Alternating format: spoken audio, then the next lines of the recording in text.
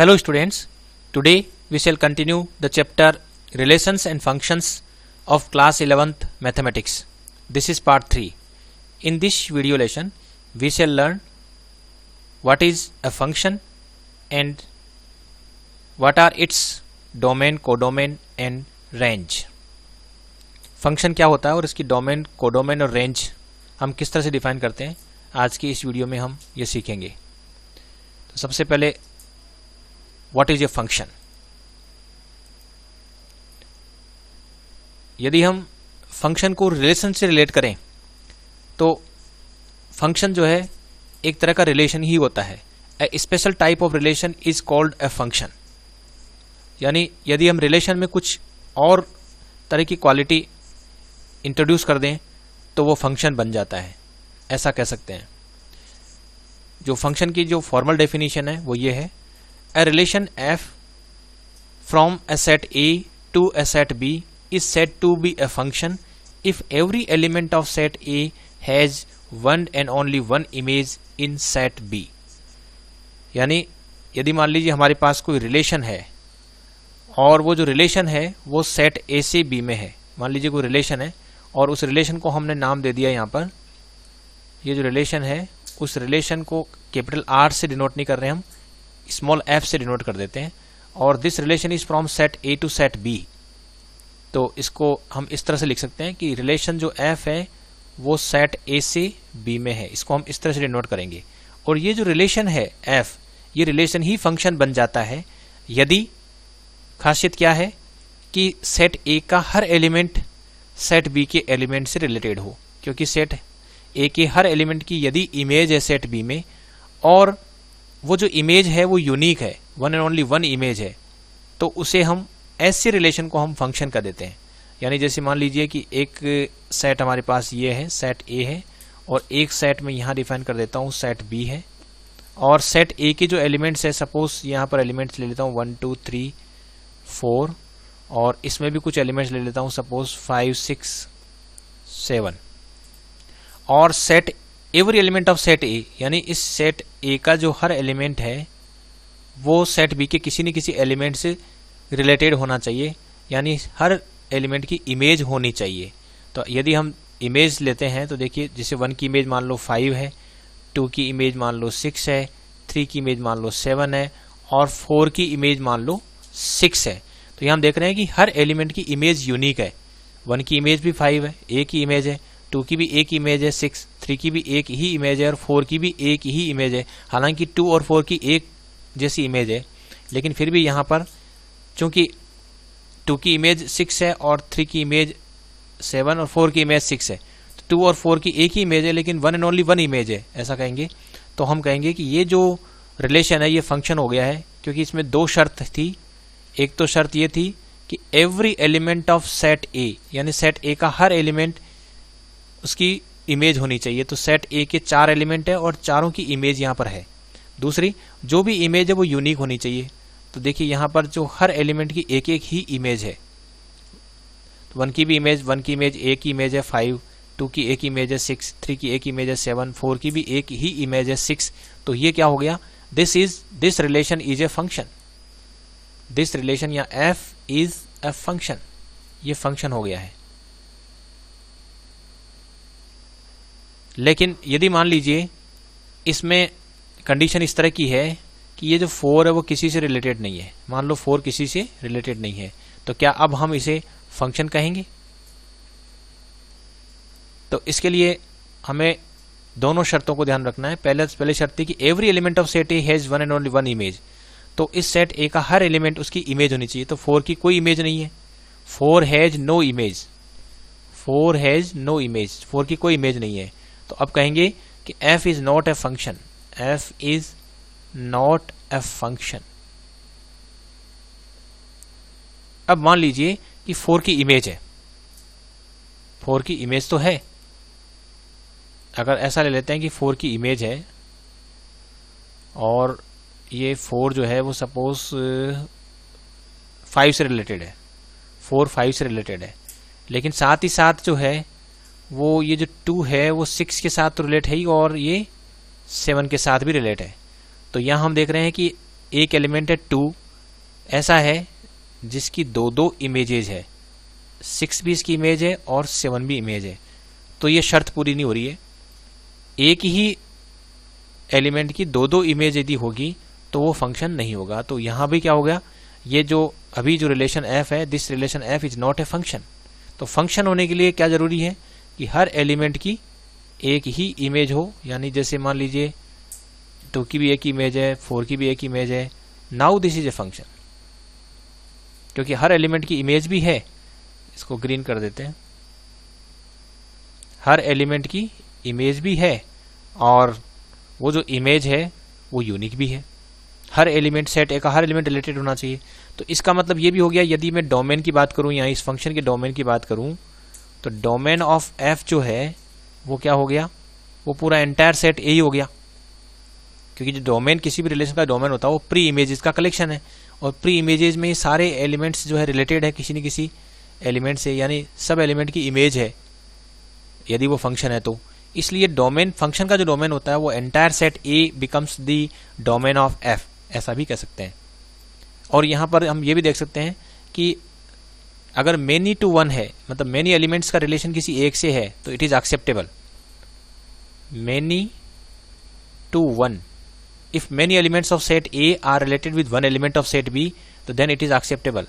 But one to many, एक ही element ले लूं इसका और वो उधर बहुत सारे एलिमेंट्स से रिलेटेड हो, तो फिर वो एक्सेप्टेबल नहीं है। यानी फंक्शन में ये होता है कि 1 to many नहीं होना चाहिए, लेकिन many to 1 हो सकता है।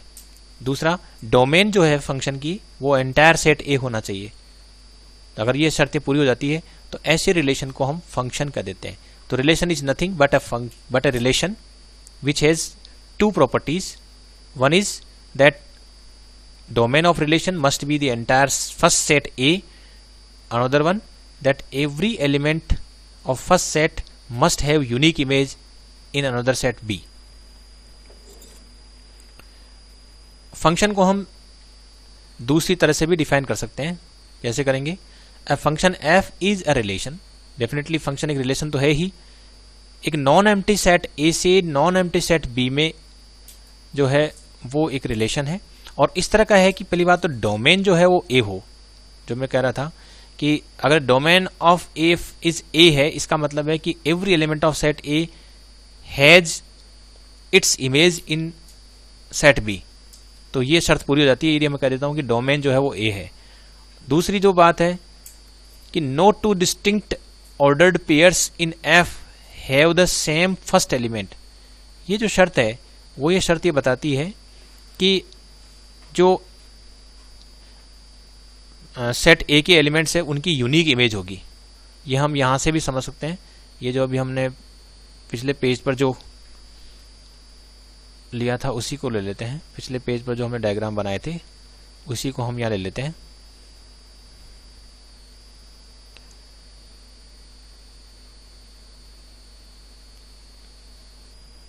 इस डायग्राम को, पूरे डायग्राम को हम नेक्स्ट पेज पर ले लेते हैं।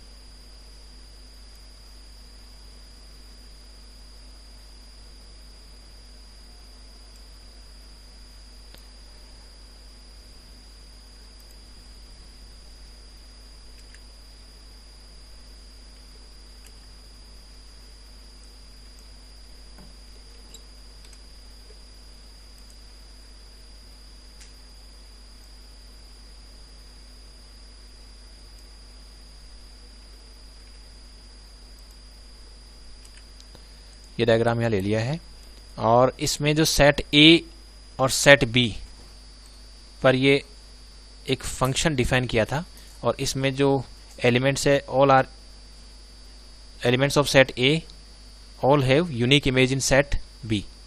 तो इसमें यदि हम इसको, इस फंक्शन, इस रिलेशन को which is denoted by F, यदि इसको मैं इस तरह से लिखूं, ये एक तरह से जो एफ है ये रिलेशन तो है ही, और ये रिलेशन f जो है वो फंक्शन भी है।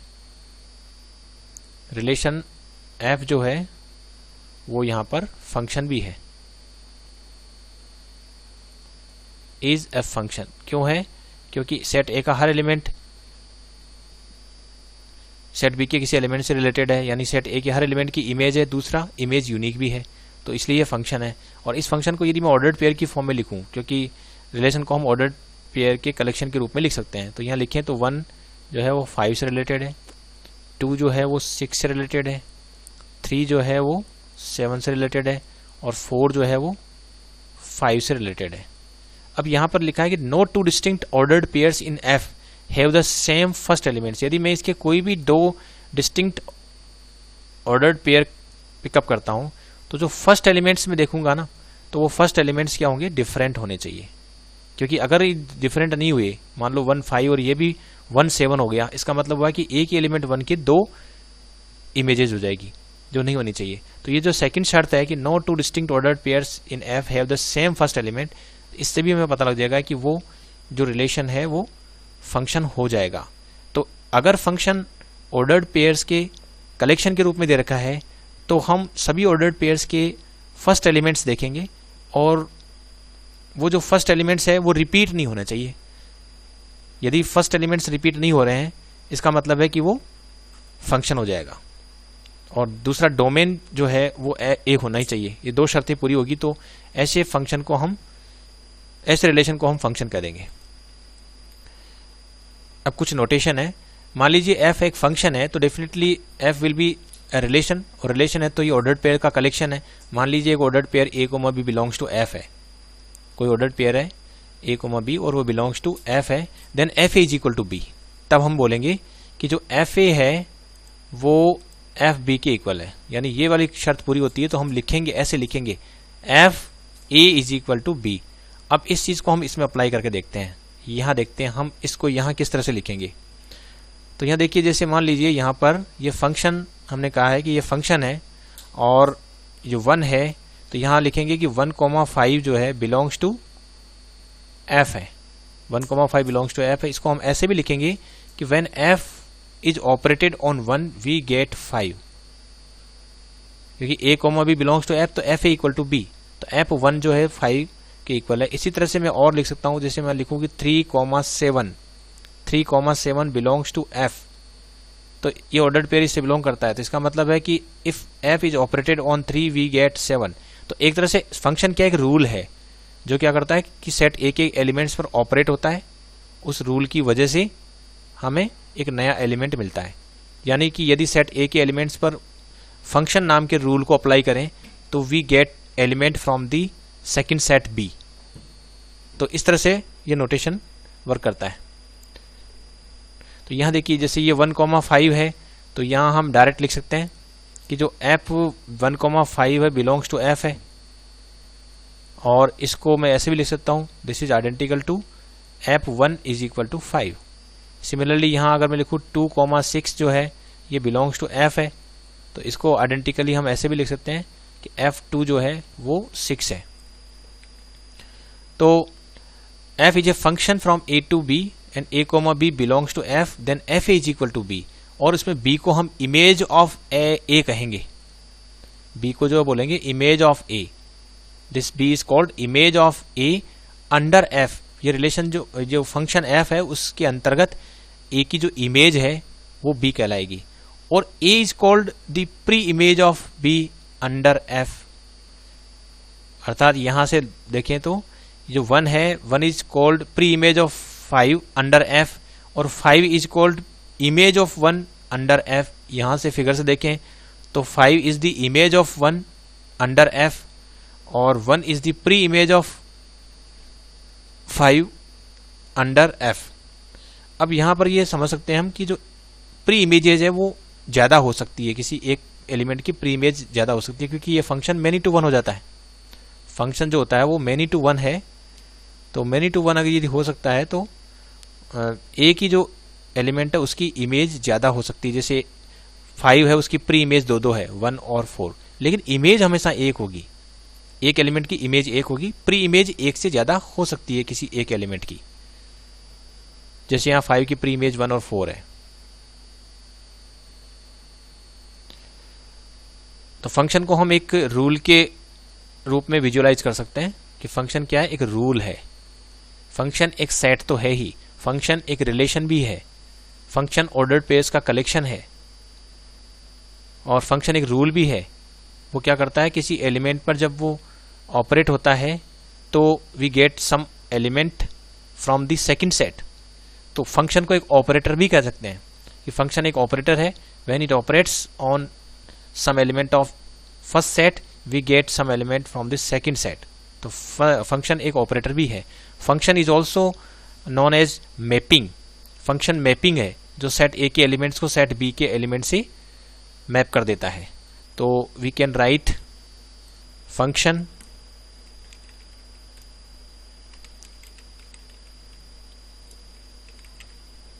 Is equal to mapping.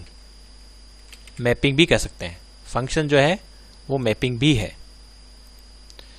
और यदि फंक्शन ए से बी में है तो उसको हम इस तरह से डिनोट करेंगे F such that A to B. अब क्वेश्चंस करते हैं।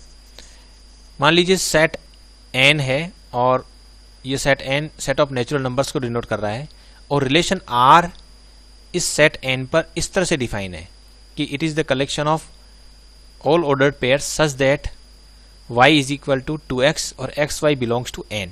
x और y दोनों n से बिलोंग कर रहे हैं और जो सेकेंड एलिमेंट है y it is double of x, first element का डबल है। तो पहली बात तो इस रिलेशन का जो डोमेन, कोडोमेन और रेंज क्या है वो हमें बतानी है और फिर देखना है कि क्या ये रिलेशन फंक्शन है। तो इसको सॉल्व करने के लिए सबसे पहले हमें डायग्राम बनाना होगा और डायग्राम में जो देखना पड़ेगा कि जो पहले तो देख लेते हैं कि रिलेशन जो है वो सेट एन से सेट एन में है क्योंकि it is defined on the set of natural number. और अब इसका डायग्राम बना लेते हैं हम थोड़ा, तो नेक्स्ट पेज पे बना लेते हैं। तो एक तो बना देते हैं यहाँ पर सेट एन और एक दूसरा सेट एन बना देते हैं यहाँ पर। इसमें भी नेचुरल नंबर रख देते हैं 1 2 3 4 5 एंड सो ऑन, बहुत सारे हो सकते हैं। इसी तरह से यहाँ पे बना सकते हैं 1 2 3 4 5 6 7 8 एंड सो ऑन, बहुत सारे हो सकते हैं।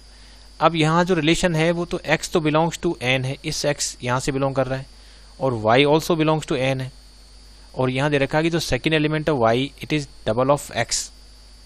This is given in the question कि y is equal to 2x है और जो ऑर्डर्ड पेयर बनेगा x, y वो बिलोंग्स टू रिलेशन है। तो रिलेशन को नाम दिया हमने r। तो ये जो रिलेशन है उसका ऑर्डर्ड पेयर हो जाएगा। तो इसको कंस्ट्रक्ट, इसके जो ऑर्डर्ड पेयर्स कंस्ट्रक्ट करने के लिए हम x की वैल्यू रखते जाएंगे। जैसे मान लीजिए मैं x की वैल्यू 1 रखता हूँ, y is equal to 2x हमारे पास है। अब मैं x की वैल्यू रखता हूँ सपोज 1। सबसे पहले मैंने रखी x की वैल्यू ये रख ली, ये वाली 1 रख ली क्योंकि x कहाँ से लेंगे, हम पहले वाले सेट में से ले रहे हैं। तो x जैसे ही 1 ली तो y कितना आता है, y will be equal to 2 into x. X की वैल्यू 1 है तो 2 आ जाएगा। और जब x की वैल्यू लेते हैं, यहाँ से लेते हैं सपोज सेकेंड एलिमेंट लेते हैं ये 2, यहाँ सेकेंड एलिमेंट लेते हैं 2, तो फिर y कितना आ जाता है, तो y will be equal to 2 into 2 is equal to 4 etcetera. इस तरह से हम कर सकते हैं। तो अब यहाँ से हम देखें कि कौन किससे रिलेटेड है। 1 तो रिलेटेड है 2 से, तो इसके 1 2 बिलोंग्स टू r। इसी तरह से 2 4 बिलोंग्स टू r एटसेट्रा। इस तरह से हम आगे बढ़ सकते हैं। इस चीज़ को यदि हम इस फिगर में शो करें तो कैसे करेंगे कि जो 1 है उसका रिलेशन किससे है, कि 1 का रिलेशन है 2 से, 1 का रिलेशन है 2 से, तो 1 का रिलेशन तो हो गया 2 से। ये जो रिलेशन है उसमें 1 का रिलेशन तो 2 से हो गया और 2 का रिलेशन 4 से हो रहा है। 2 4 बिलोंग्स टू r, इसलिए 2 का रिलेशन 4 से हो रहा है। और इसी तरह से मैं 4 यदि 3 लेता हूँ तो 3 यदि यहाँ रखता हूँ, x की वैल्यू 3 रखूँगा तो y की वैल्यू 6 आएगी, इसलिए 3 का रिलेशन हो गया 6 से। और इसी तरह से जो 4 है उसका रिलेशन हो जाएगा 8 से, 5 का रिलेशन हो जाएगा 10 से, 10 will be somewhere in this collection. तो यहाँ से मैं कह सकता हूँ कि यदि रिलेशन r को लिखूँ पूरा पूरा तो इस तरह से लिखेंगे कि 1 2 भी है, फिर 2 4 भी है, 3 6 भी है, फिर 4 का डबल 8 भी है, इसी तरह से 5 का डबल 10 भी है एंड सो ऑन। इस तरह चलते जाएंगे। अब इसके बेसिस पर यदि मैं इसकी डोमेन लिखूं, इस फंक्शन की डोमेन लिखूं, तो डोमेन में लिख सकता हूं। डोमेन में क्या होगा कि जो फर्स्ट एलिमेंट्स है उनका कलेक्शन, ये 1 2 3 4 5 एटसेट्रा, ये डोमेन कहलाएगा।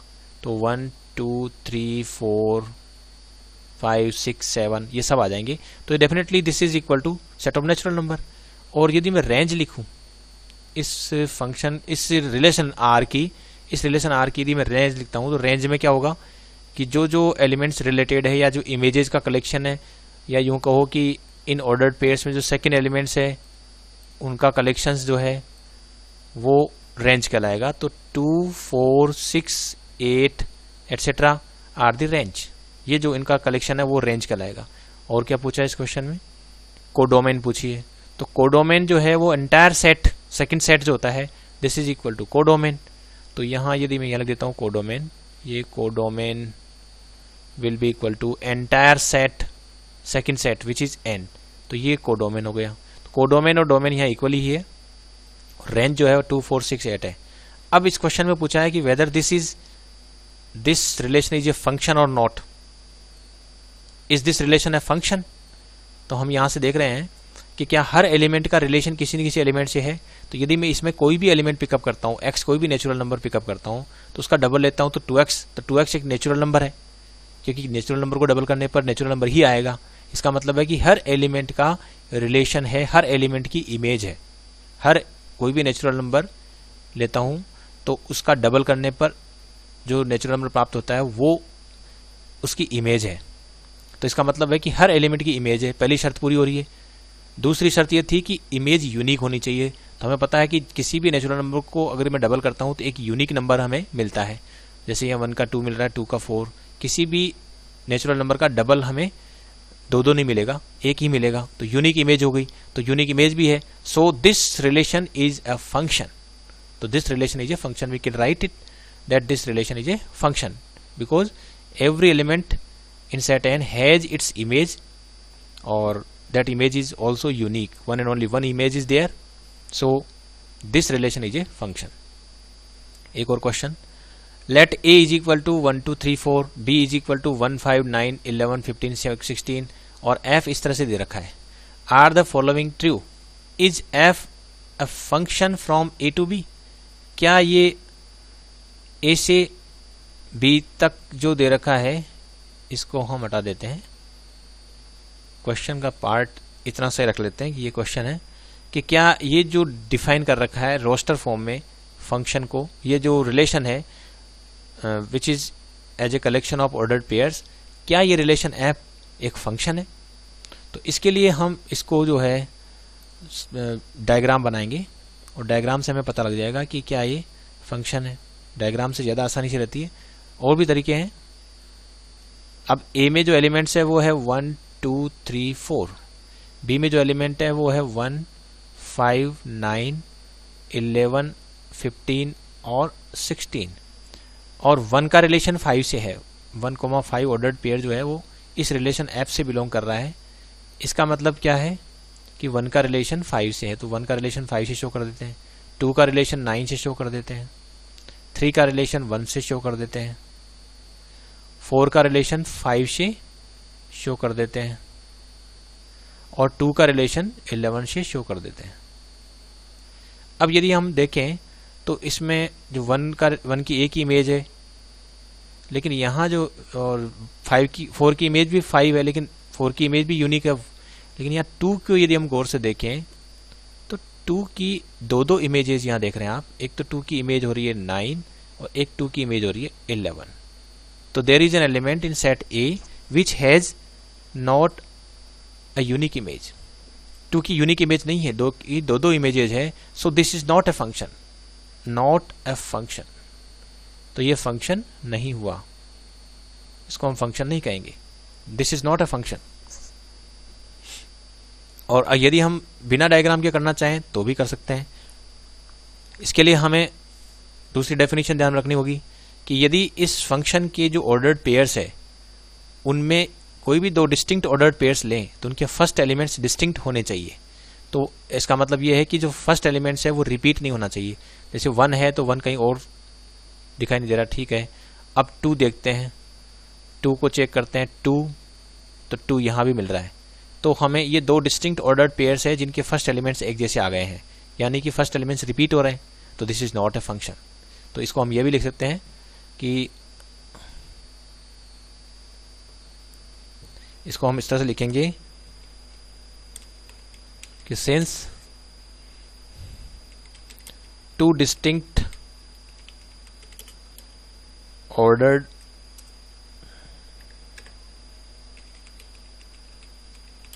pairs two distinct ordered pairs have same elements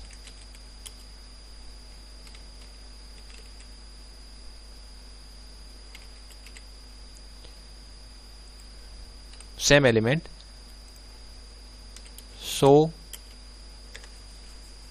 f is not a function। इसलिए f जो है फंक्शन नहीं है। एक और क्वेश्चन लेते हैं। Let f is equal to 1 1 2 3 0 -1 -1 तो ये जो फंक्शन है वो भी ये function from z to z, ये सेट ऑफ इंटीजर्स पर डिफाइन है। और F x is equal to a x plus b के रूप में ये फंक्शन है, यानी फंक्शन का रूल भी हमें दे रखा है कि when it is operated on x we get a x plus b. तो हमें ए और बी डिटरमाइन करने हैं। तो चूंकि ये फंक्शन है तो फंक्शन की खासियत होती है कि इसके जो दोनों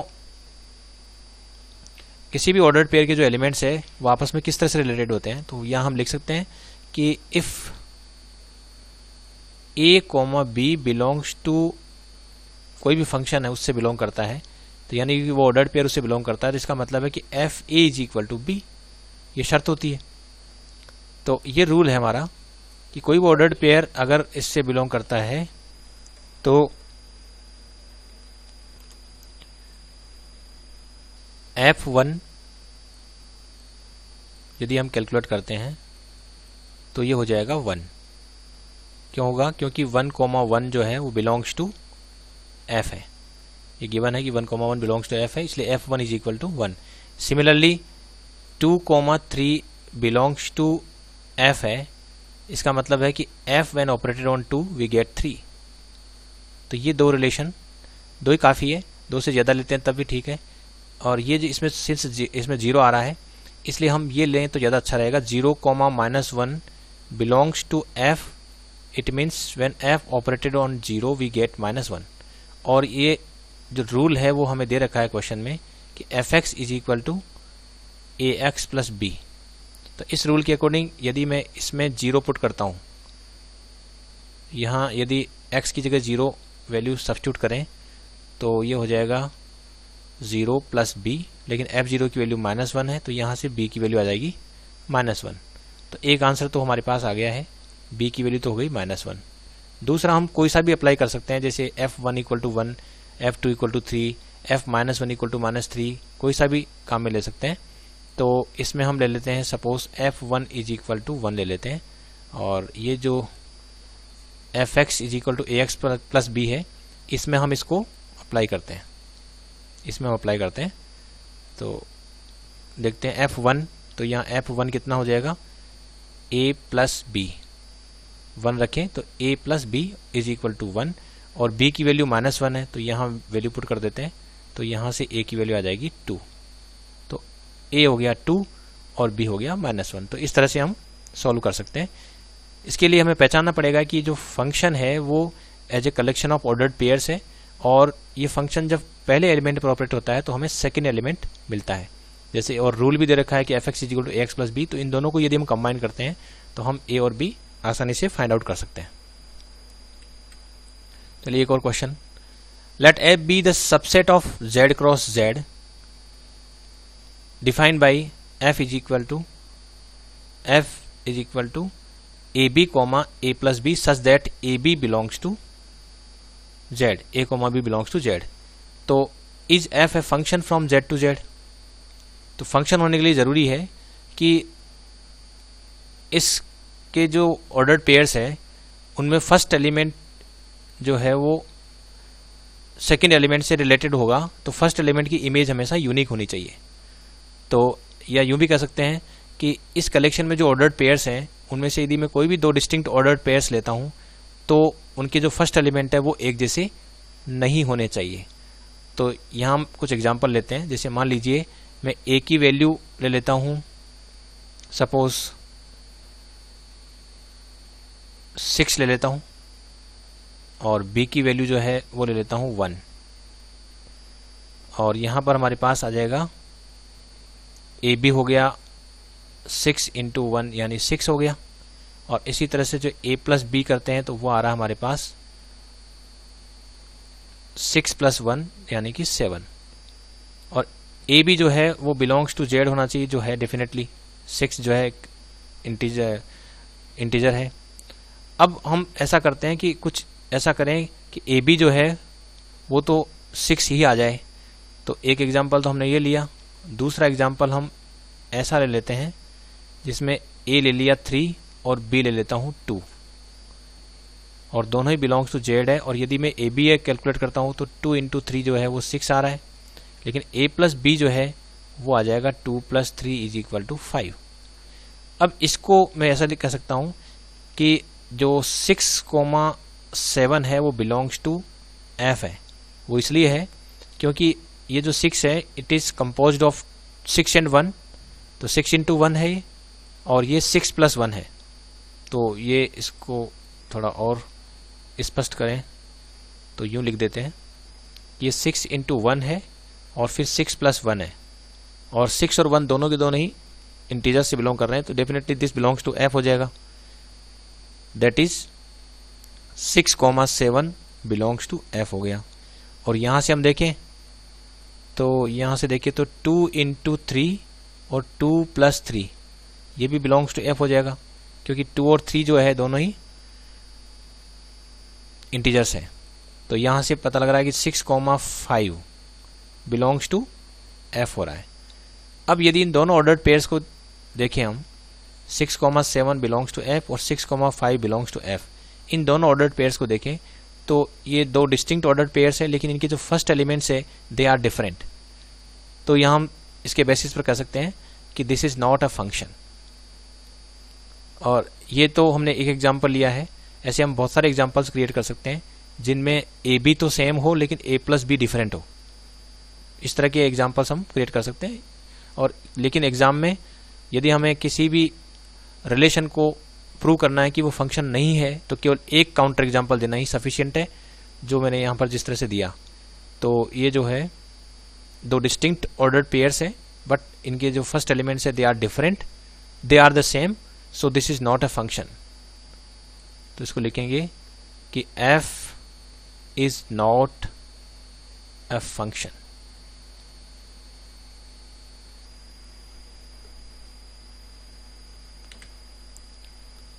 Thanks for watching this video.